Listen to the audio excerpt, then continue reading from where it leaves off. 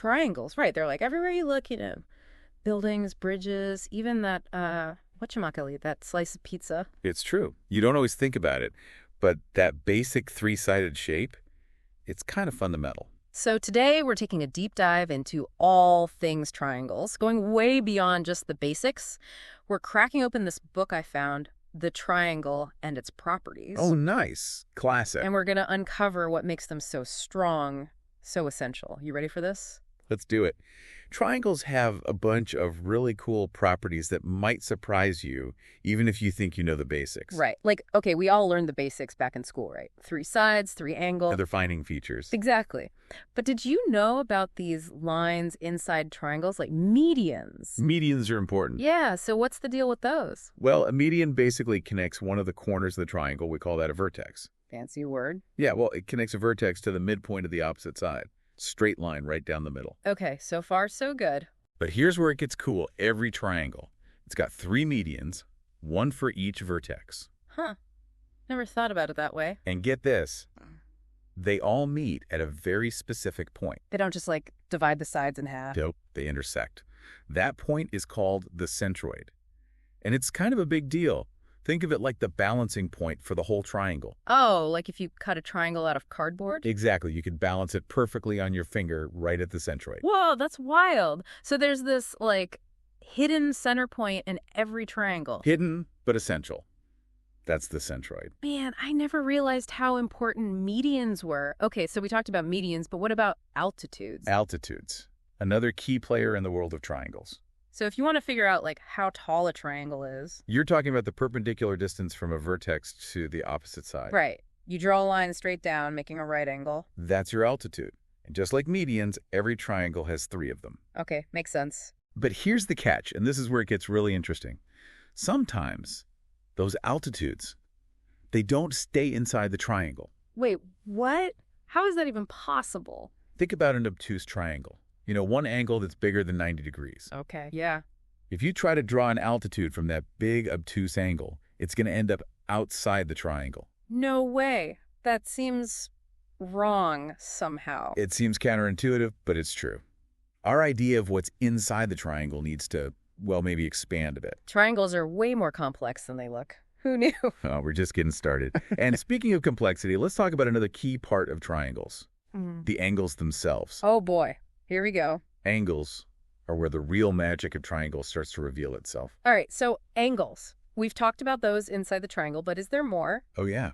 We've got to talk about exterior angles. Exterior angles, like angles on the outside. Exactly. Imagine you've got your triangle and you just extend one of the sides. Okay, so, like, keep drawing the line. Yep. The angle that's formed between that extended line and the side next to it, that's your exterior angle. Huh. So it's like peeking outside the triangle. You got it. And here's the cool part. Any exterior angle you make, it's measurement. It's going to equal the sum of the 2 interior angles that aren't right next to it. Hold on. I'm trying to picture that. You're saying I can figure out the angle on the outside just by knowing the 2 angles on the inside. That's exactly what I'm saying. It's like this hidden connection right there in the triangle. So if you're, like, building something and you only know a couple of the angles. Let's say you're designing a building. Triangular facade. Super modern, right? Fancy. You know 2 of the angles inside, but you need to know that exterior angle for the corner, this property. Yeah. It tells you exactly how to figure it out. No extra measuring needed. Triangles are full of shortcuts. That's so cool. They really are. But hey, while we're talking angles, we can't forget the angle sum property, right? A classic and essential for a reason. I actually remember this one from school. All the angles inside a triangle, they add up to 180 degrees. Every single time. Like a universal law, but just for triangles. But why is it 180? Like, what's so special about that number? Think of it this way. What if you took a triangle and, like, tore off all the corners? You know where the angles are. Okay. Getting a little destructive, but go on. And then you rearrange those corners so the pointy edges all touched. You know what you'd get. What, straight line? In a straight line. That's 180 degrees. Whoa. Never thought of it like that. It's like the triangle's hiding a straight line inside itself, in its angles. And doesn't that, like, play into the exterior angles, too? You got it. Think about it. The exterior angle and the interior angle right next to it. They form a straight line. Exactly. So if you know the exterior angle, subtract it from 180, you've got the interior angle. It's all connected. Like a puzzle. All right, so we've talked about triangles in general, but what about like special types of triangles, like the ones with specific sides and angles? Ah, yes. The equilateral and the isosceles. They're special for a reason. And I bet they have even more cool properties, right? Oh, absolutely. They're like the VIPs of the triangle world, often making them even stronger and more useful. All right, so special triangles. It's like we're about to meet the triangle celebrities. In a way, yeah. The equilateral and isosceles, they're kind of a big deal.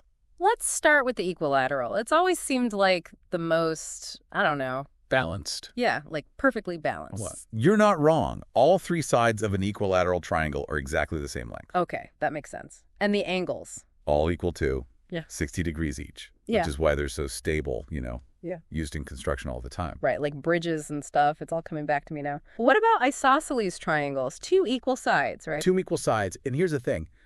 The two angles opposite those sides, they're equal too. Wait, really? So if I know one of the bottom angles, let's say it's like, I don't know, 40 degrees. The other bottom angle is going to be 40 degrees too. Whoa.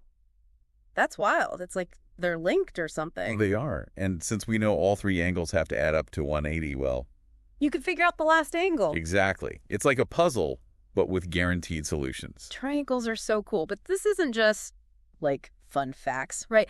This stuff actually matters. Oh, absolutely. Knowing this stuff about isosceles triangles, it's essential for building things, making sure roofs are stable. It's all connected. Man, we've covered so much about triangles, and there's still one more big rule we got to talk about, right? About the sides of a triangle. The triangle inequality theorem. It's a mouthful, but important. So what's the deal with this theorem? Lay it on me. Okay, so basically it says that you can't just have any three sides and call it a triangle. What do you mean? Like if you have two really short sides and one super long side, They won't reach. exactly, they won't connect, so you can't make a triangle.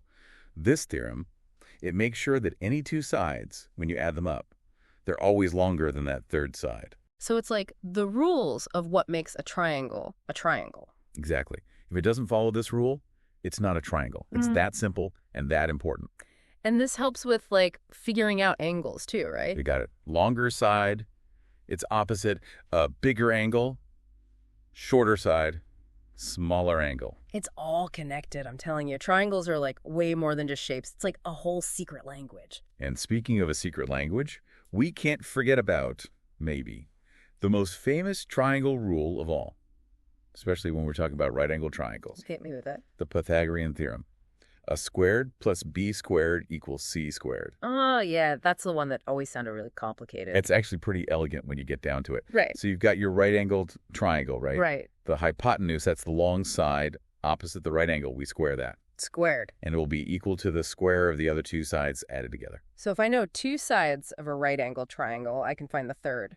You bet. And you can even use it to check if a triangle is a right-angled triangle in the first place. Pretty neat, huh? Triangles never cease to amaze me. They're like everywhere. They have all these hidden properties. Now, the strongest geometric shape, did you know that? Found in nature, construction, everywhere. So much stronger than they look. Well, that's about all the time we have for today's deep dive into the world of triangles. Don't underestimate them. Never again. Join us next time for another fascinating deep dive. Until then, keep those angles sharp, folks.